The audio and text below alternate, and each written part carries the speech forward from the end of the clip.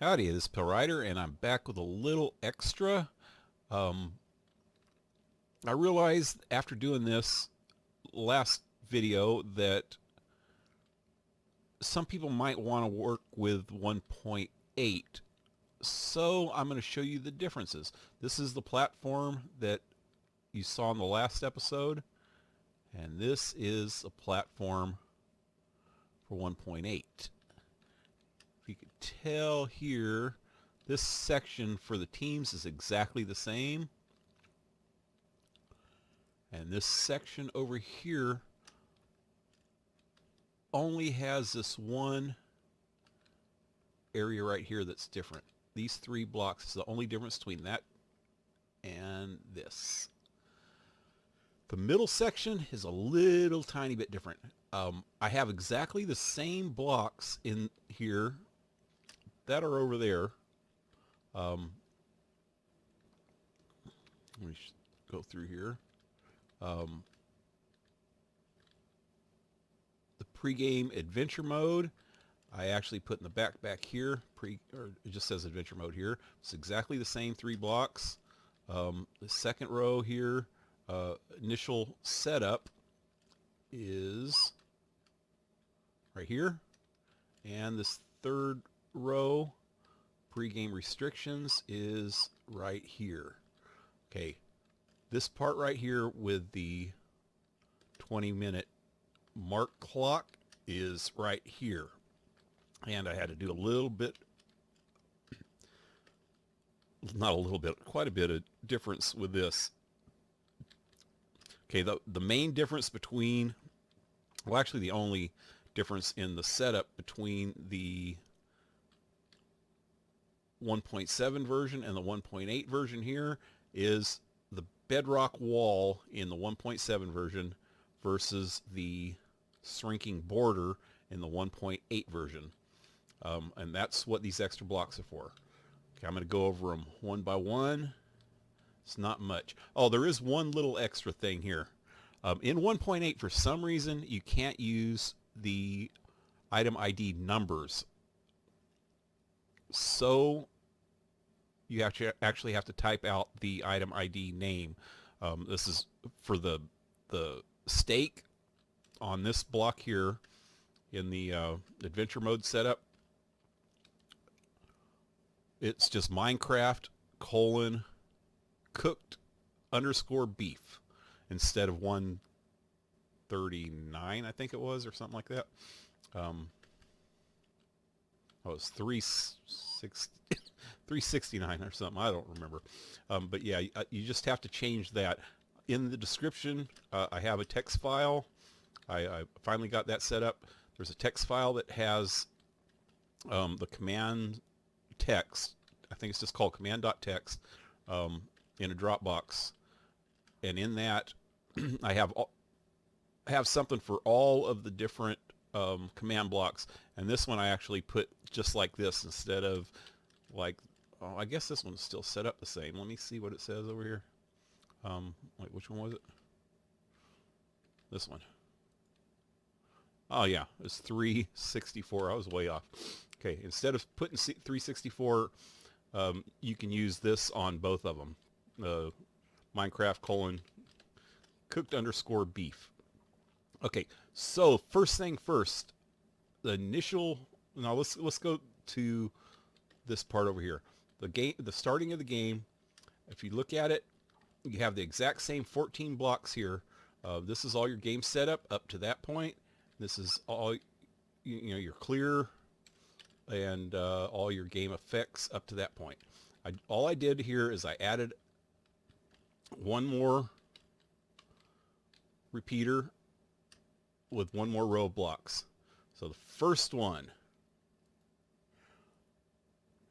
is /world border set 1200. 1200 is the wall. It's going to be the world border is going to be set at 1200 by 1200. And the second one here centers it on 0. /world border center 0 0. So from 0 0, the border is going to be 1200 blocks from zeros, or 1200 by 1200 centered on 0, 0. And the last one finally here is world border, warning, distance 25.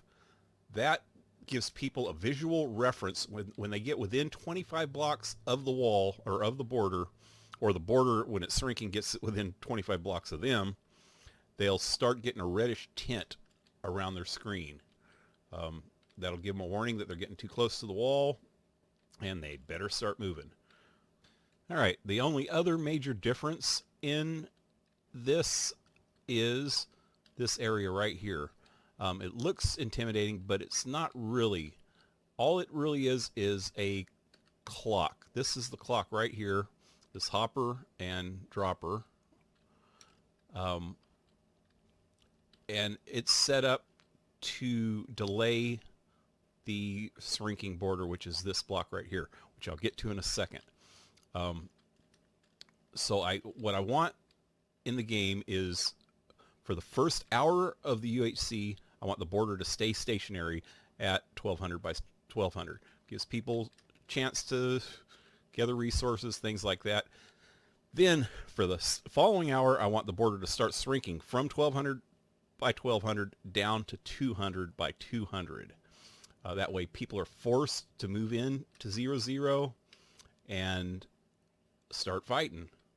So I set this clock up to delay this block from going off, which I'll show you that now. The block is world border set 200, which brings it sets it to 200 in 3,600 seconds. 3,600 seconds is 1 hour. So within 1 hour after this starts, the border is going to shrink from where it is now, which would be at 1200 by 1200, down to 200 by 200. So how this is going to work is, with this dropper, you need a pulse signal to go into it. That's what this is. If you look at this and look at this, they're exactly the same things. That's a pulse shortener. So I just want a pulse signal, not a continuous signal, a short burst of redstone to hit that dropper every day. So when this timer gets to there and sets off this 20-minute mark in the morning, it's going to travel over to here and hit this. If you notice, this is getting a signal now, but it's not getting a signal coming out, because it'll only do it when it actually pulses. So the signal will go into here and continue out here, but then it'll short itself out, so it won't go more than like 1 second. Goes into there, throws one of these blocks. There's only 3 blocks in here. Throws one of these blocks into this hopper. The hopper has 20 stones in it right now. When it reaches 23 stones, it's going to go a second block of redstone, which is going to turn this pulse on, and it's just going to send 1 pulse into there, which is going to hit this, and it's only going to go 1 time. So this is only going to happen 1 time after all 3 of these stones get into that hopper. So each day it's going to send a pulse. 1, 2, second day, 3, third day, that goes off. And that's it. Looks a little complicated, but it's not. It's really pretty simple. You could probably set this up any way you want, as long as you set this up to start shrinking after the first hour. Or if you want to, you can set it up to start shrinking right away, just and adjust the border to wherever you want it to end at and how long you want it to go. So yeah, you can set that up anyway. You could actually set it up right at the end of this and have it start shrinking immediately from the beginning of the game, and just give it like two days time to shrink down. Yeah, any way you want, but this is my idea of how I wanted it set up. I thought it worked out pretty good. It actually works really good. The biggest problem, the reason why I don't use 1.8 all the time, is that there is a bug that we've been running into. We call it the hunger bug. I've noticed it on Minecraft back when they first started using 1.8. I haven't noticed it lately on there. Mostly they use 1.710 also, but the couple times that I've seen them use 1.8, I haven't seen it. So somehow they got around it. The hunger bug happens when you're in the game, especially at the start of the game, and you start running a lot, and you notice you're not losing any hunger. But then all of a sudden you just start dying of hunger when you still have full hearts showing, or full haunches, hunger haunches showing. It's not showing the hunger going down, but you lose it anyway, and then you just start dying of it. That I think might be caused by MC Edit, but I'm not sure. Just to get past that, I just keep going with 1.7 anyway. But now you know how to use 1.8 if you want to use it. Maybe you can get past the hunger bug.